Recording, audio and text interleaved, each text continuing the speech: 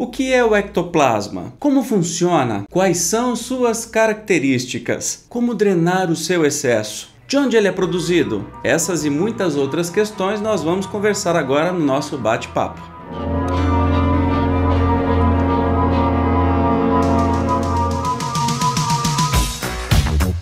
Hoje vamos falar de um assunto intrigante. Não se preocupe, não é dos caça-fantasmas. Na verdade, vamos falar hoje do verdadeiro ectoplasma.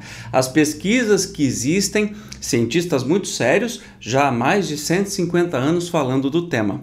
Vamos começar então pelo seu significado. O termo significa ectos, fora, e plasma, formação. Uma formação externa, digamos assim. Este termo foi criado por Charles Robert Richer. Ele nasceu em 1850 e desencarnou em 1935.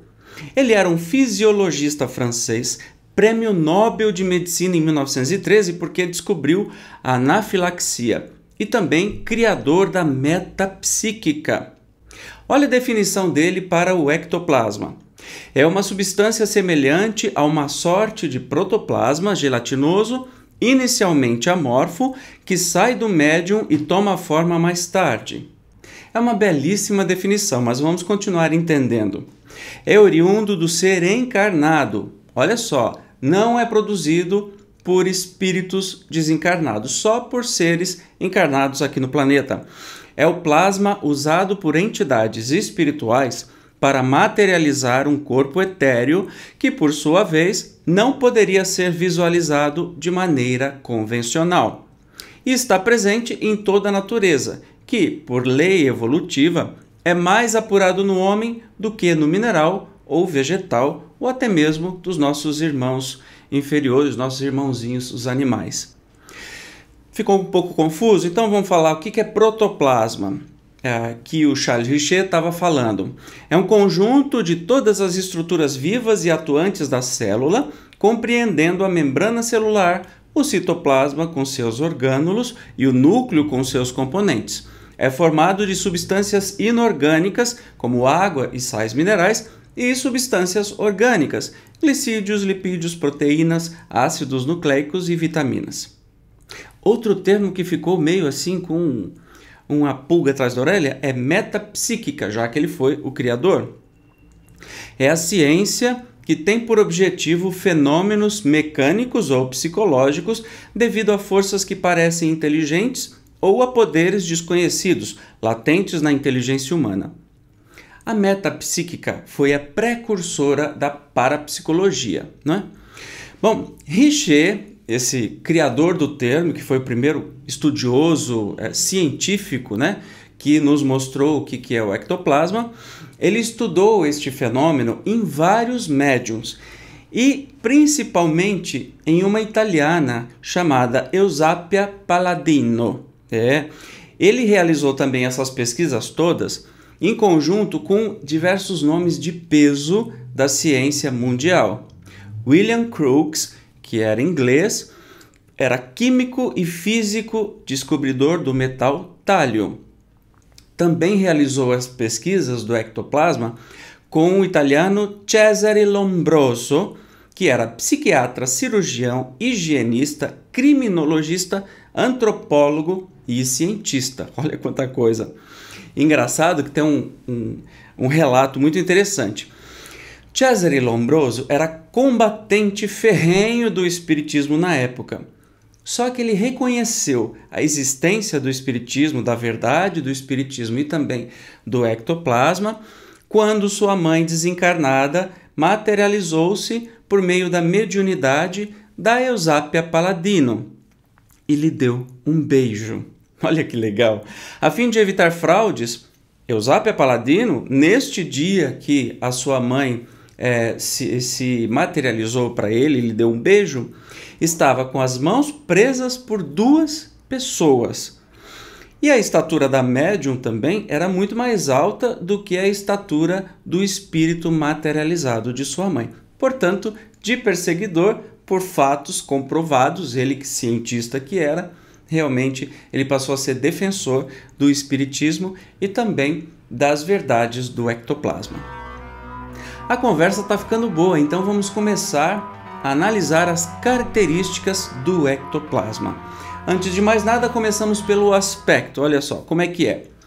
Ele é viscoso e é difícil de manipular, humanamente falando, claro.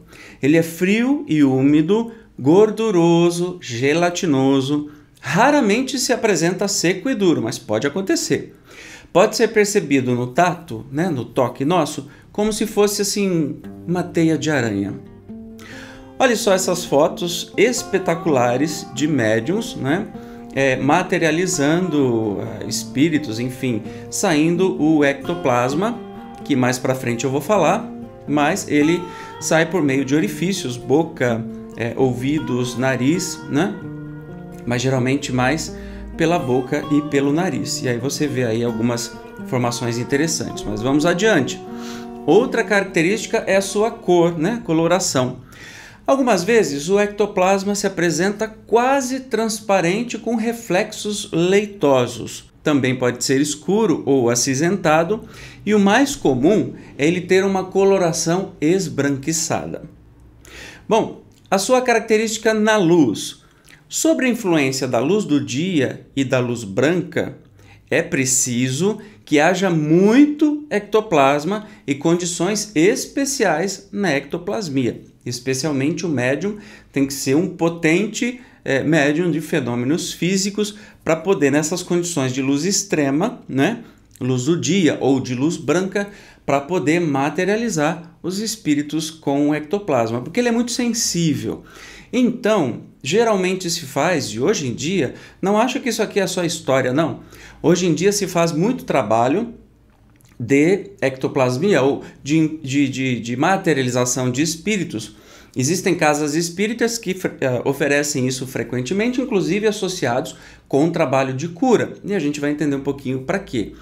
E que se usa hoje em dia, ou não se tem luz nenhuma, ou se coloca uma luz muito suavezinha, vermelha, que nessas pesquisas científicas foi a mais adequada que foi para trabalhar com ectoplasma, ok? Bom, mais uma característica, a sua plasticidade. Vocês percebam que os formatos são variados, né? Pode assumir qualquer forma sob a influência de uma inteligência exterior. Não, vamos começar falando disso. Quem formata essa capacidade plástica, que inclusive é uma capacidade que nós temos no nosso perispírito também, mas quem dá forma é a inteligência exterior, ou seja, o espírito que estiver trabalhando em conjunto. Existe uma equipe espiritual trabalhando em conjunto e eles têm as técnicas e os técnicos especializados em moldar a estrutura do espírito comunicante, por exemplo, com este material chamado ectoplasma. Ele se dilata e se expande com facilidade e ao final do processo de materialização, olha que interessante, ele volta para o médium. É que o ectoplasma ele pode ser transparente na maioria das vezes, né? Então, para que ele adquira uma cor diferente, existe preparação de equipe espiritual, existe uma série de coisas para que a gente possa vê-lo, fotografá-lo, senti-lo, não é? Espíritos materializados com ectoplasma, você sente pulsação de coração, você sente temperatura de corpo. Muitos deles já fizeram formatos de mãos, por exemplo, que colocam na parafina, até a parafina congelar ou esfriar, e aí ficam as mãos perfeitas, inclusive com impressões digitais. Olha que fantástico, é para os duvidosos de plantão quebrarem a cara sem parar, né? Não tem jeito. Mas vamos para frente. Outra característica é a sensibilidade. Olha só, é influenciado pela ação mental e não do médium, dos espíritos comunicantes. Após a sua exteriorização, o ectoplasma pode retornar ao médium imantado com partículas que causam reações físicas. Por isso, todo cuidado é pouco. E hoje em dia, como no passado, os momentos de materialização não são para grandes públicos, são pessoas seletas, escolhidas a dedo, que estão com mentalização muito superior, harmoniosa, porque quando volta esse ectoplasma para o médium doador, pode trazer muita coisa ruim que pode ameaçar a saúde deste médium. Olha só que interessante. Se alguém toca, né, o ectoplasma, o médium pode perceber o toque causando sensações diversas em seu organismo, como tosse, vômito, enjoo e muitas outras coisas.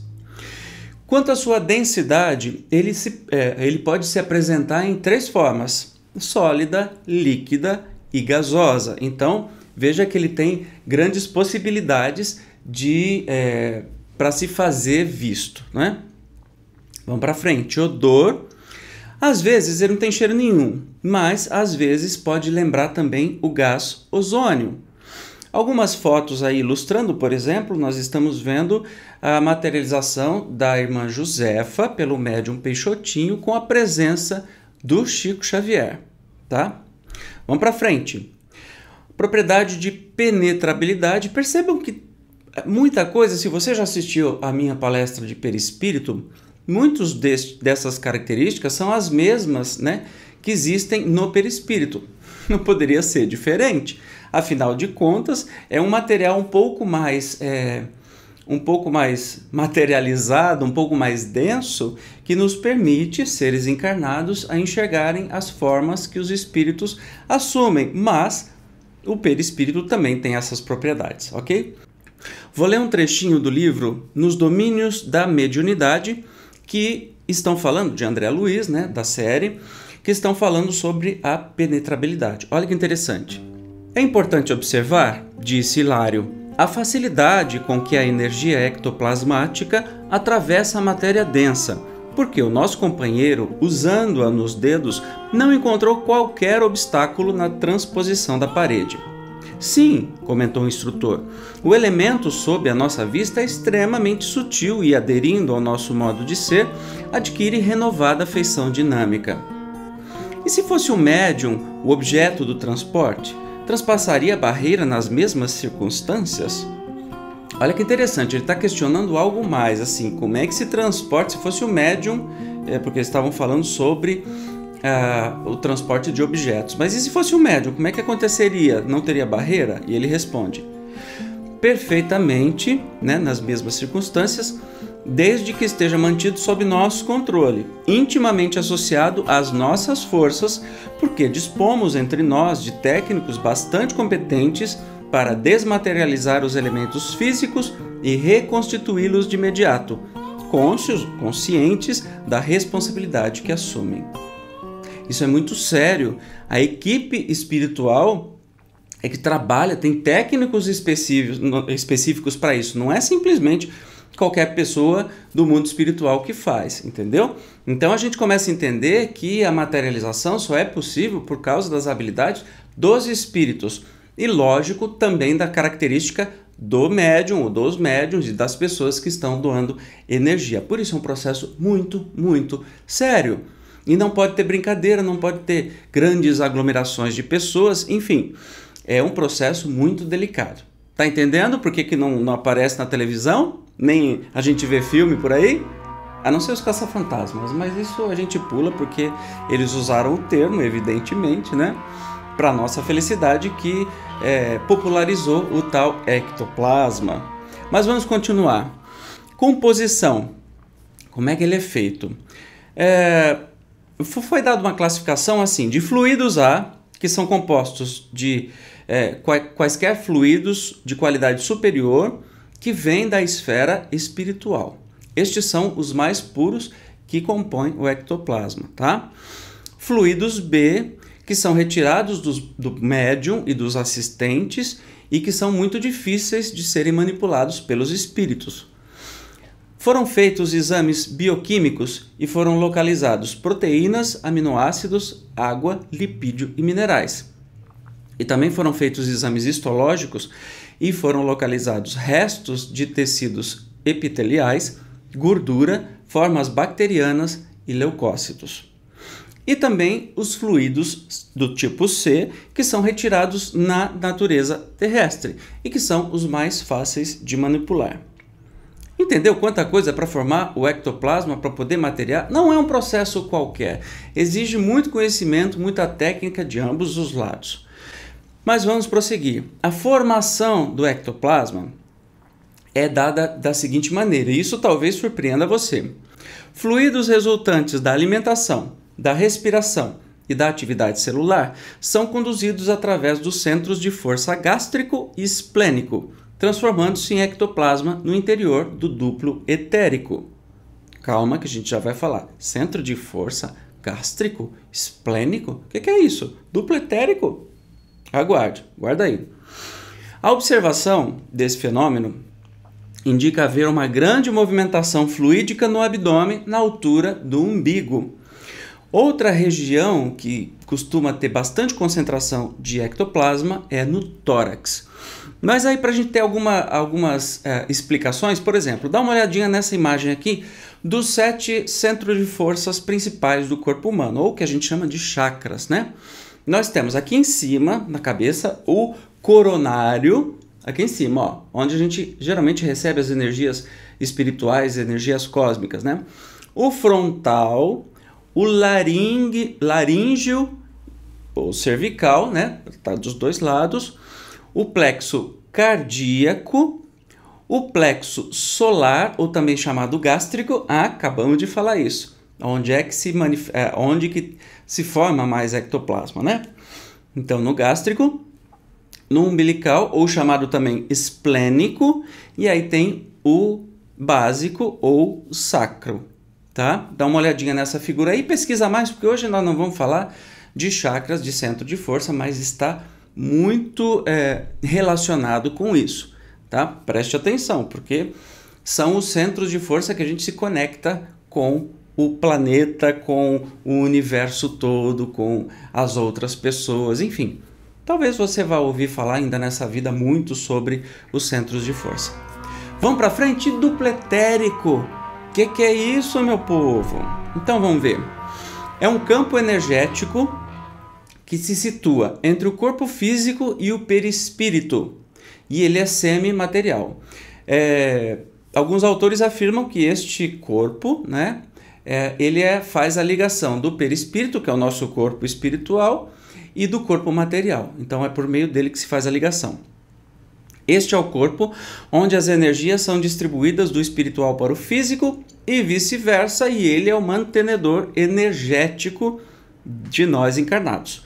Ele distribui as energias vitalizantes pelo corpo físico e é por onde as energias espirituais condensam em direção ao corpo. No Livro dos Espíritos, questão 63, a vida é um efeito produzido pela ação de um agente sobre a matéria. Este duplo etérico, né? Esse agente, sem a matéria, não é vida, da mesma forma que a matéria não pode viver sem ele. É ele que dá vida a todos os seres que o absorvem e assimilam. Diferente do perispírito, que quando a gente desencarna ele continua, ele tem toda aquelas capacidades que eu discorri na palestra perispírito, o duplo etérico, quando a gente morre, ele morre também, ele se desfaz. E depois ele é refeito quando nós tivermos um novo corpo, ok? Ectoplasma e mediunidade. Vamos ver o que tem a ver uma coisa com a outra. Bom, o ectoplasma permanece ligado sempre ao médium por uma espécie de cordão umbilical. Você viu isso em diversas fotos que eu já te mostrei, mas essa aqui em cima, por exemplo, também tem. Não é o ectoplasma puro que exala do médium que é utilizado nas materializações, mas o resultado da combinação com os outros fluidos. Falamos fluidos A, fluido B, fluido C, ok? Em ocasiões onde é exigida a formação de quadros para revelações aos videntes, exposições de cenas de vidas passadas dos comunicantes, reproduz-se uma tela especial formada por um aparelho denominado condensador ectoplasmático. Curiosidades, né? A substância flui para fora do corpo físico do médium ectoplasta, que é o que a gente chama médium de efeitos físicos, que é um fenômeno mediúnico ou medianímico.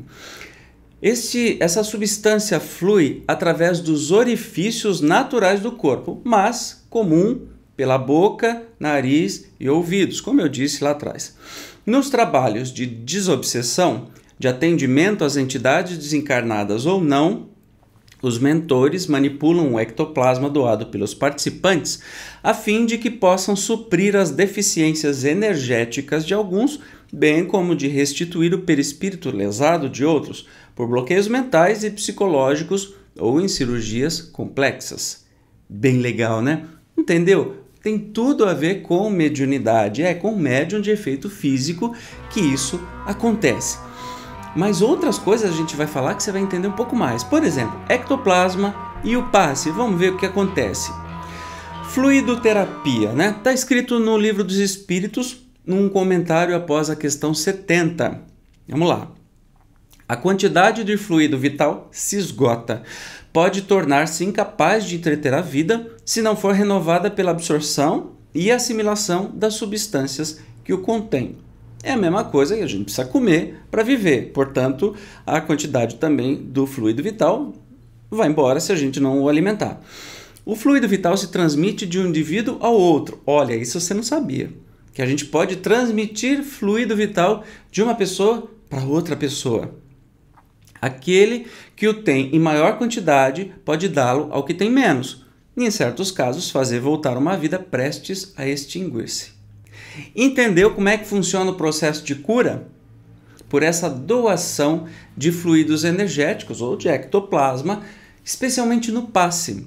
A gente pensava em energia, aí você pensa uma coisa como eletricidade. Não é bem assim. É um fluido invisível mesmo que a gente tem que nos mantém vivos. Por isso, o passe que você ministra ou que você recebe faz tanto efeito quando é feito de coração. A gente não sabe os processos científicos, mas sabe dos processos amorosos quando a gente dá um passe. Passe é chamado no espiritismo, mas você não é espírita? Jorei, bênção, o que mais que tem? Fale aí.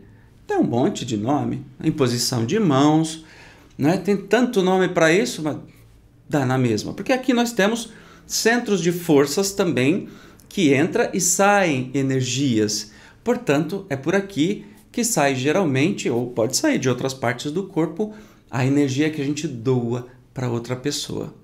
E quando a gente doa, a gente está fazendo bem para a gente mesmo. Vocês vão entender porque agora, na próxima fase, nós vamos aprender sobre os acúmulos de ectoplasma e o que um acúmulo de ectoplasma faz. Então, olha, médiuns em geral, pessoas qualquer, não todos somos médiuns em maior ou menor intensidade, mas prestem muita atenção agora. Porque sabe quando Jesus disse assim, aquele servo ruim que enterrou o tesouro? Então, se você enterrar o seu tesouro, você tem muito ectoplasma, muita coisa boa para doar, e você resolve não doar, isso vai dar bode. Preste atenção aqui, ó. Nós vamos falar agora sobre síndrome ectoplasmática, né? Então, quando a gente acumula e não doa por passe, por trabalho de caridade, por amor, por conversa, não é só impondo as mãos que a gente doa, mas de diversas formas. E eu ouso a dizer que também é um método que a gente sente o amor da outra pessoa, não é? De uma maneira que não precisa ser por gestos, por olhar, por nada. A gente simplesmente se sente amado. Quando a gente acumula esse ectoplasma, né, esse excesso de ectoplasma, o que acontece no sistema digestivo? Olha lá, tem muita fermentação, gases intestinais, dilatação do abdômen. Você fica com o barrigão grandão, né? O Jorge que o diga, tadinho, o tempo todo. Por mais que ele faça, ele está buscando até outros tratamentos também, mas isso está intimamente ligado. Tem colite, gastrite, que geralmente os médicos diagnosticam como fundo emocional, né? Tem esofagite, enjoos, ânsias, vômitos após as refeições, sem causas aparentes. Lógico que a gente está excluindo aqui a gravidez, né? Mas o que é a gravidez se não uma grande incorporação? Em vez de incorporação material, espiritual, uma incorporação física. Um novo ser está incorporando dentro do corpo da mamãe, não é mesmo? E isso tem muito a ver, as ligações são muito grandes. Mas também tem insuficiência funcional hepática, né, no fígado. No sistema respiratório, pode dar bronquite, asma, falta de ar no modo geral, tosse crônica, necessidade de respirar profundamente, coriza, rinite, sinusite, sensação de aperto ou dor no peito, que pode estar associado também com taquicardia, sensação de haver um objeto na garganta e não consegue engolir, a tal bola no peito também, pigarro crônico. Olha, tudo isso pode ser causado por excesso de ectoplasma, né? No aparelho auditivo, pode dar coceira no ouvido, otite, sensação de entupimento, sensação de que sai algo do ouvido, zumbido, diminuição parcial e temporária também da audição, né? Isso tudo o acúmulo de ectoplasma. Pode acontecer também um transtorno de somatização, um pouquinho de tudo. Por exemplo, queixas difusas de caráter físico, ou seja, não tendo nada a ver, pode doer o pé, pode doer, afetam qualquer parte do corpo, mais frequentemente como dores de cabeça, náuseas, vômitos, dor abdominal, menstruações dolorosas, cansaço, perdas de consciência, relações sexuais dolorosas e perdas do desejo sexual. Também podem se referir esses sintomas à ansiedade e depressão. Então, tudo a gente tem que ir atrás para procurar a causa e quando não encontrar, aí a gente busca entender estas ainda pouco pesquisadas pela ciência. As pessoas com somatização descrevem seus sintomas de um modo dramático e emotivo, como insuportáveis e indescritíveis. Outros sintomas que causam sensação de nó ou bola na garganta, tontura, labirintite, né? Coração disparando, dores articulares, geralmente nas mãos, que se confundem com artrite reumatoide, que é uma doença inflamatória crônica de origem autoimune, o próprio organismo, né, achando que tem um corpo estranho, vai lá e ataca os próprios nervos e se caracteriza por uma inflamação articular. As articulações começam a ser atacadas pelos próprios leucócitos, pela própria defesa do organismo. E também sente dor generalizada pelo corpo e sensação de dor quase constante nos músculos. Nós temos muitos relatos que é uma doença ainda muito pouco diagnosticada, de difícil diagnóstico, mas também de difícil tratamento, porque ele é muito subjetivo, a tal fibromialgia. Minha mãe tem, e eu sei muito bem o que ela passa, e ela é médium também de efeito físico, desde criança que eu acompanho. Outros sintomas ainda, olha, dor de cabeça, muitas vezes embaça o olho, né, a vista, síndrome de tensão pré-menstrual, como depressão, confusão, irritabilidade, fadiga, dor nas mamas, distensão abdominal, dor de cabeça, inchaço, ganho de peso, alta ingestão de carboidratos e doces. Síndrome da tal fome oculta. Tem a contração dos músculos, cãibras, cansaço, fraqueza, irritação, obesidade, variação de humor e o organismo, embora muito bem alimentado, não se apresenta nutrido. E também o sintoma é deficiência de vitamina do complexo B. Aliás, fique sempre atento porque na nossa alimentação é muito difícil repor, especialmente a B12, né? Então veja direitinho, faça um exame de sangue aí para saber se a sua B12 está boa e para fazer essa reposição. A gente tem que fazer assim, primeiro nas doenças, a gente primeiro esgota as possibilidades materiais e físicas que Deus, na sua infinita bondade, nos permitiu avançar com a nossa inteligência para poder descobrir.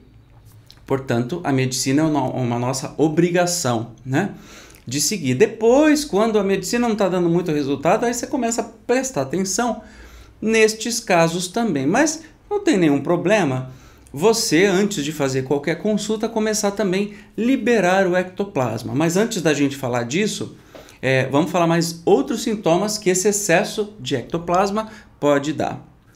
Lacrimejamento, bocejos intensos e relaxantes, o sono não é reparador, se acorda cansado, soluços, alergias principalmente de pele, ocorrência de efeitos físicos, preste atenção porque isso a medicina não vai resolver. Portas se abrem e fecham sozinhas, luzes acendem e apagam espontaneamente, móveis estalam insistentemente, objetos se movem, relógios param de funcionar, né?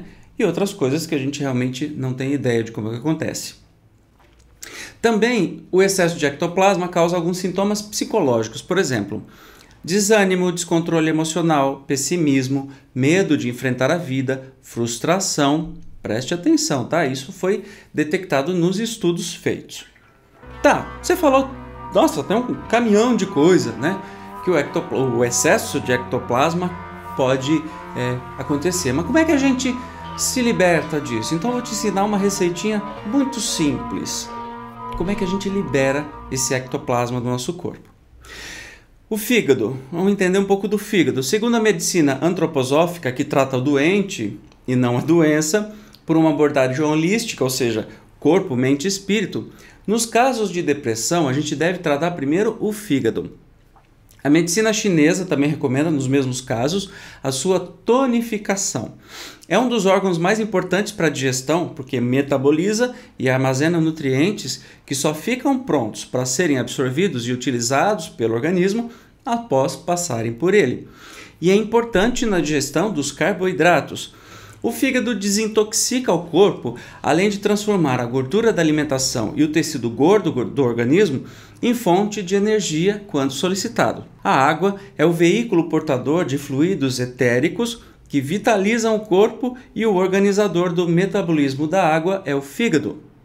As pessoas depressivas tendem a gerir pouca água, ou seja, teriam menos água conduzindo esses fluidos renovadores da vitalidade orgânica.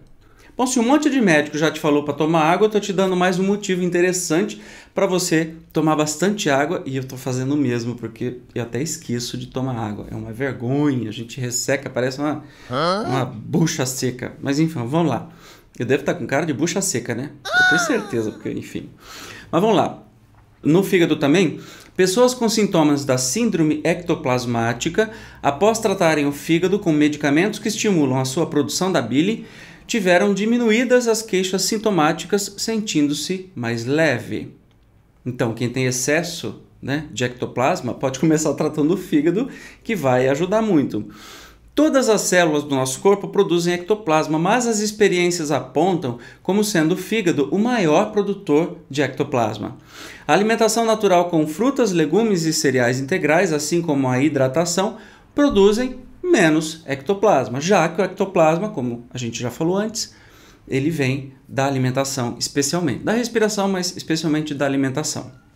Tá, Evandro, mas para dessa encheção de saco, tá dando aulinha de ciência agora? Não, não tô não, eu tô falando baseado nesses estudos, a gente precisa saber, né?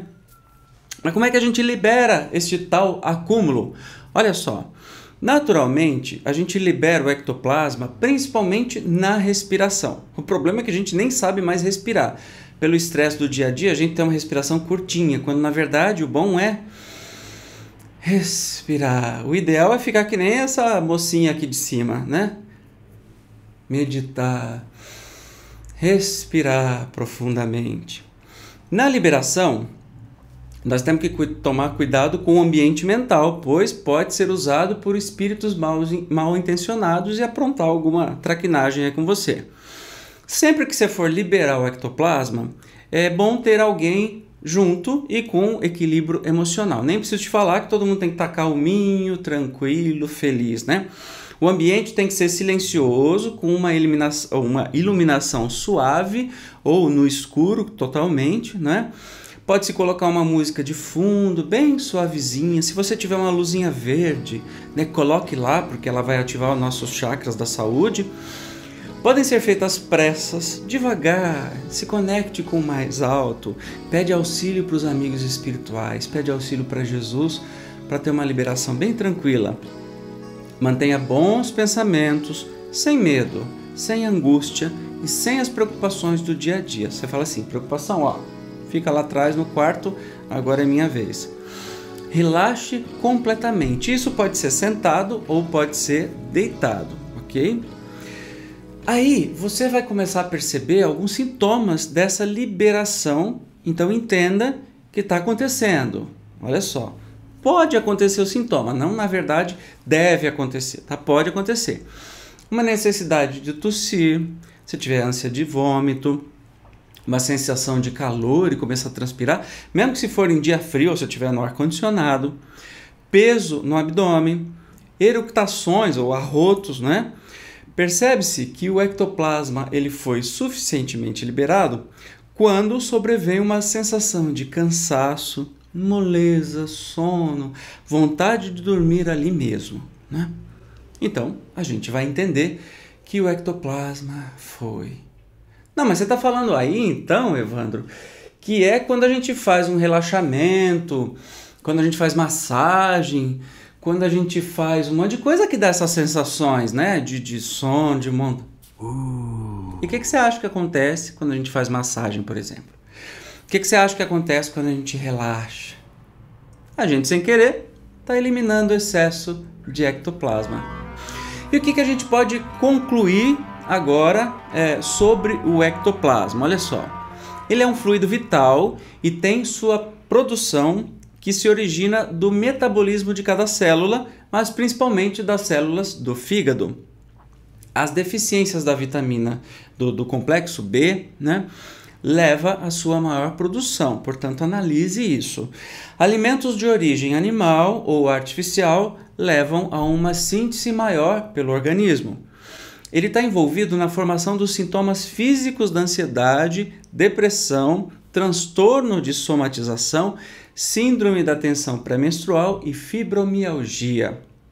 Também está presente em doenças clínicas como a enxaqueca e a úlcera gástrica e úlcera duodenal.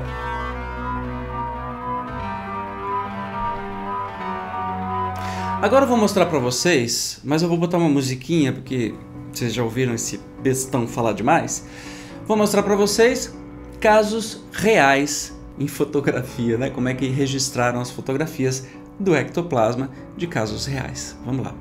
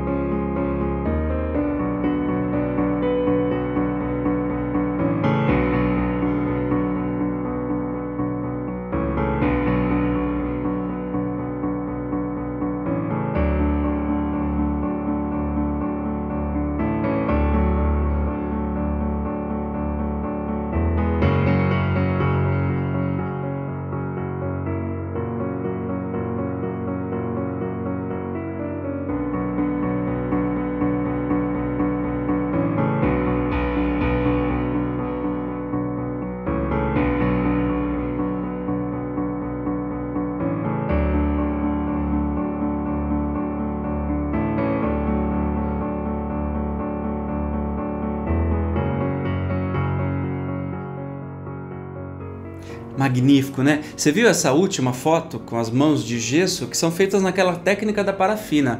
Eles colocam uma parafina quente e o espírito bota a mão lá dentro, materializado, e espera um pouquinho a parafina esfriar. E aí o espírito vai se desmaterializar, ou ele tira a mão e depois eles enchem isso com gesso e fica o molde destas mãos. Para quem não acredita, ficou um pouco difícil agora, né? Mas tudo bem. Enfim, nós estamos falando de experimentos, nós não estamos falando de teorias mirabolantes, nem de fantasias, né? Estamos falando de experimento, por gente que nem é espírita, ou se é, prima pela verdade científica, né? Então eu estou falando para vocês o que não passa na televisão. Onde eu me baseei, além de conhecimentos diversos, mas num livrinho lindo chamado Um Fluido Vital chamado Ectoplasma, do Mathieu Tubino. Inclusive ele tem um outro sobre saúde e ectoplasma também, a capinha é verde esse outro, então leiam, que é assim, sensacional. Nessa de saúde e ectoplasma, talvez eu faça uma palestra só sobre isso, mas ele ensina como uma outra pessoa pode tirar fisicamente da outra, né? Um trabalhador pode tirar esse excesso de ectoplasma. Então, recomendo que leiam. E também do livro Ectoplasma, Descobertas de um Médico Psiquiátrica, de Luciano Munari. Muito legal. Esses livros aqui são sensacionais sobre o assunto. Eu recomendo que você leia. Bom, é isso. Esse nosso papo de hoje foi sobre ectoplasma. Óbvio que isso não encerra o assunto, mas quem sabe eu te coloquei uma pulguinha atrás da orelha para você correr atrás de mais informações. Mas cuidado, tem muita enganação na área, muita gente pouco séria querendo destruir todo esse conhecimento científico, ok? Então, seja precavido, consulte fontes e quem são as pessoas que estão falando, ok? Muito obrigado pela sua carinhosa audiência. Se tiver alguma dúvida, entre em contato em algum desses canais, pode ser até por WhatsApp. Eu terei o maior prazer de compartilhar as minhas dúvidas com vocês também e um pouquinho de conhecimento que a gente tem. Tá bom, querido? Tá bom, querida? Muito obrigado. Paz e luz para você. Tchau!